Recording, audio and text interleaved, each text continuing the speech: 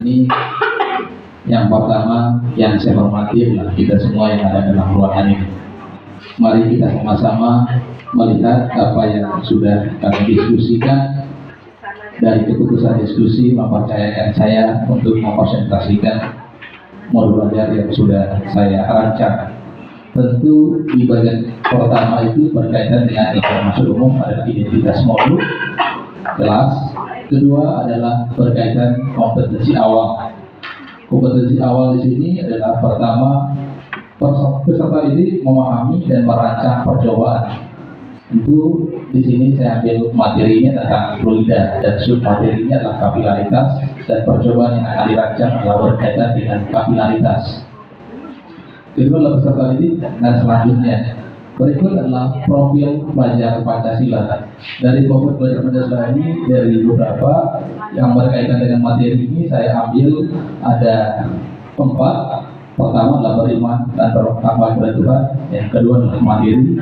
Yang ketiga adalah berpikir kritis, dan yang terakhir adalah kreatif. Berikut adalah sarana dan prasarana yang digunakan, tentu adalah buku, HP dan laptop, LCD dan LKBD. Kriteria ketercapaian target pembelajaran atau KTP di sini ada 4. Pertama, peserta didik dapat menganalisis fenomena yang berkaitan dengan kapilaritas. Yang kedua adalah peserta didik dapat merancang tindakan penyelesaian masalah percobaan tentang fenomena kapilaritas. Yang ketiga adalah peserta didik dapat melakukan percobaan. Nanti dibuat sebuah percobaan di dalam kelas. Dan terakhir, peserta didik dapat mempresentasikan. Di sini adalah berkaitan dengan C5. Ya. Jumlah peserta didik kebetulan di kelas 11-nya ada 18, tetapi kebutuhan untuk PPL saya adalah 20, maka saya masukkan di sini adalah 20. Tetapi realitanya untuk kelas 11-nya itu adalah 12 peserta didik.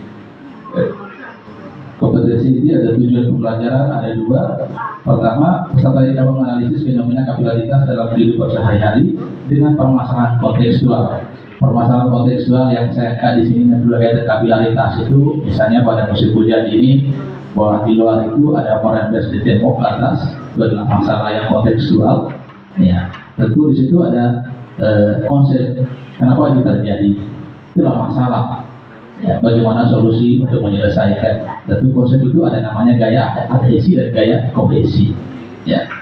Yang kedua adalah peserta didik mampu menyampaikan pendapat dengan aktif dalam merancang serta melakukan percobaan. Mereka nanti dituntut untuk merancang sebuah percobaan. Pemahaman bermakna ada 2. Pertama, meningkatkan kemampuan peserta didik menganalisis dan mengaplikasikan konsep kapilaritas. Yang kedua, meningkatkan kemampuan peserta didik tentang menyampaikan pendapat berkaitan dengan percobaan. Ini ada pertanyaan pemantiknya di sini. Saya angkat 2 pertanyaan.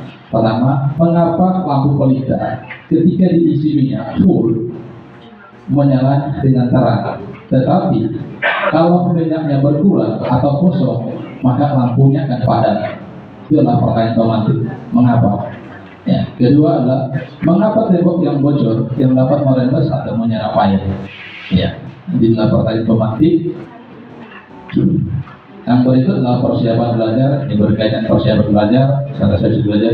Sedangkan untuk sintaksnya di sini ada kegiatan pendahuluan, kedua orientasi masalah. Di sini berkaitan orientasi masalah. Sintaks kedua adalah mengorganisasikan peserta didik.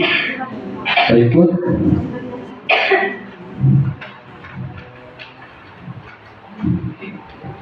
membimbing peserta didik, mengembangkan peserta didik dan menganalisis, dan terakhir adalah mengevaluasi pemecahan masalah, penutup, kesimpulan, refleksi, dan tidak lanjut. Penutup ada LKPD-nya, saya bentuk link, ada soal pretestnya karena sebagai apresiasi awal saya buat bentuk soal pretest. Ya, untuk mengukur kemampuan awal dari peserta didik, dan untuk mengukur juga ketercapaiannya saya membuat soal post test. Ya. dan ada asesmen sumatif, ada penilaian sikap, ada penilaian keterampilan, dan ada penilaian pengetahuan. Sekian, terima kasih.